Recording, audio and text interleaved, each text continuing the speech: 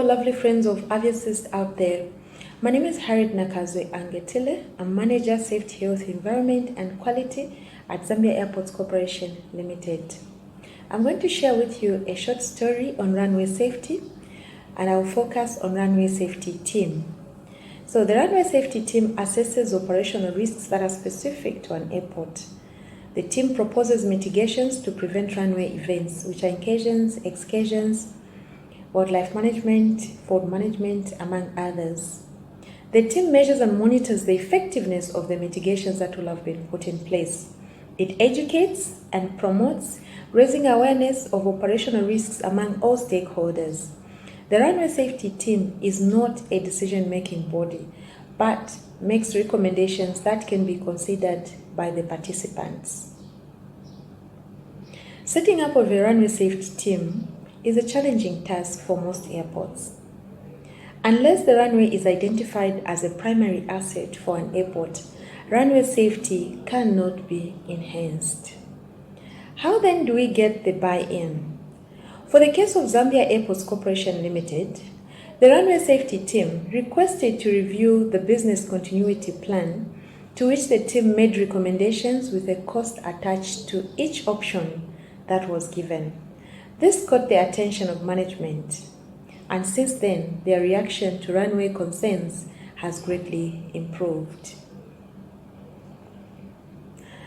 For a committee to function, training is extremely important, and yet we know that training is one of the most expensive components of our budgets. To have a competent runway safety team, which is trained and experienced, we use the most affordable forms of training, such as in-house training, whereby we would fly in a trainer from outside the country. Thanks to AviAssist and Tom, whom we have partnered with for over 10 years now. ACI is also another option that we have used as a runway safety team. They have online training that have very good packages for runway safety training as well as airside safety. In addition to that, we also use sites like www.skybrary.aero. Of course, at a time such as this with COVID-19, virtual training could be the only best option. How do we keep the momentum? We all understand and appreciate that putting up a system such as SMS, environmental management system, or any other system for that matter, requires changing the way we do business around here. For us to do that, we celebrate and give incentives to members of the team who meet their targets. We celebrate those who attend the meetings, all the meetings in a year. We also celebrate those who research and make presentations to the team on specific topics. In addition to that, members have been made aware that their appointment to the team was based on passion and experience that they bring to the committee rather than organizational representation. This tends to make them feel very special and appreciated. We are also realistic in the manner we manage our safety on the runways.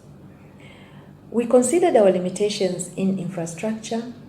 For instance, we do not have ground movement surface radar. And of course, our targets therefore can never be zero incursions or zero excursions or zero bait strikes. But rather, our targets are based on reducing from a specific number to an agreed number. We also considered our culture, which is generally slow to react, not good at reading. In order to counter that, we introduced incentives for staff that identified the most hazards. We also ran quiz, which makes staff search for answers from the manuals, from the handbooks, and from the safety bulletins that we would have issued.